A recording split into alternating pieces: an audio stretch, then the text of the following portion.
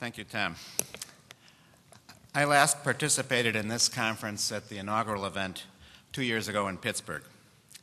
I would say then the focus was squarely on good and green, and today, of course, our focus really has to be on the jobs part of the title. The grim statistics of the current economic situation are familiar to everyone. The high unemployment rate, the disturbing surge in long-term unemployment, and our very uncertain prospects for recovery. I come here directly from the annual meeting of the American Iron and Steel Institute, and every forecast that was shared at this event projects that we will not return to pre-crisis levels of steel output until 2014 or beyond. Even more ominously, this recession follows a decade of hollow prosperity, characterized by stagnant or falling incomes for most Americans and sustained only by the emergence of severe structural imbalances that underlie our current problems and are themselves unsustainable.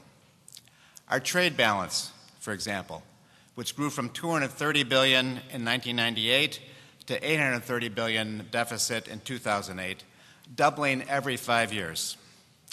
Or the linked problem of our national indebtedness, which was 1.6 times GDP in 1978 and 3.7 times GDP 30 years later. Or, my personal favorite, the cynical and corrupt bubble in the financial services sector, which grew from 3.5% of GDP in 1970 to 8.3% in 2007, a year in which the financial sector accounted for over 30% of economy-wide profits versus less than 15% 20 years earlier.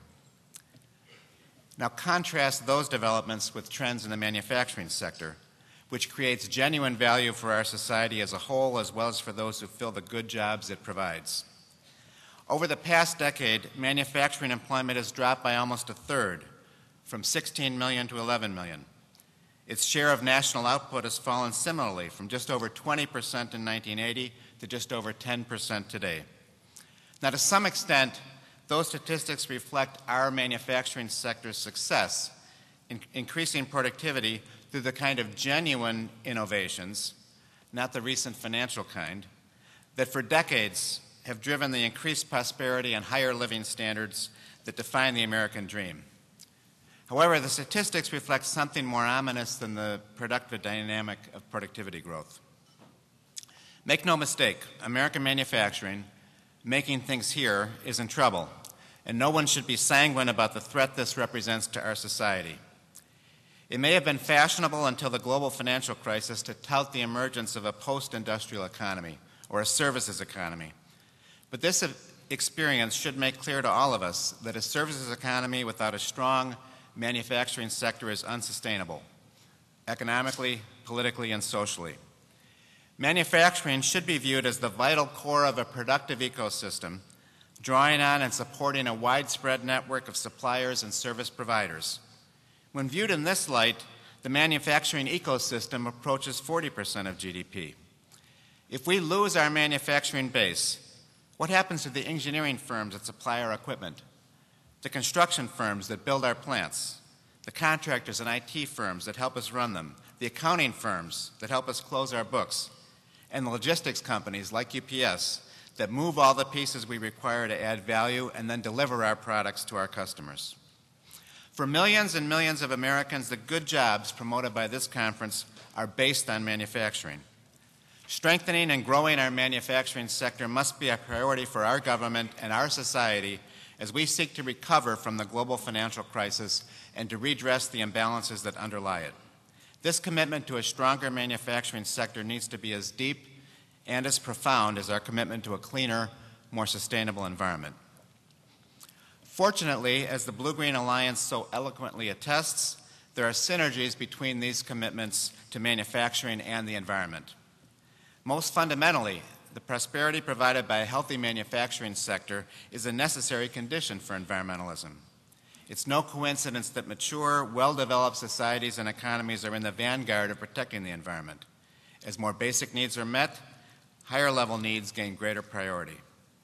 Similarly, manufacturing is an absolutely indispensable source of the technological solutions needed to adapt and thus to overcome our most pressing environmental challenges. it is critical that we work together to rebuild our economy along more sustainable lines. We in the manufacturing sector know that our companies have a very limited future if we cannot be part of the solution to environmental challenges. I trust it is equally evident that a program promoting environmental stewardship at the expense of economic well-being also faces daunting odds. Maintaining this balance is especially critical in regard to the challenge of global warming. ArcelorMittal is working to meet this challenge in all the countries we operate. For example, leading the ULCOS, or ultra-low carbon oxide steel making research effort in Europe, pioneering CDM investments in Brazil, and working closely with legislators in the United States. Repositioning our company not only to minimize our carbon footprint, but also to benefit from the changes in markets and technology that are required is an important, conscientious objective for ArcelorMittal. Business as usual is not an option on this issue. Our industry is already part of the solution. Steel is both the most recycled and the most recyclable material on Earth. In the United States, fully 75% of our annual output is recycled.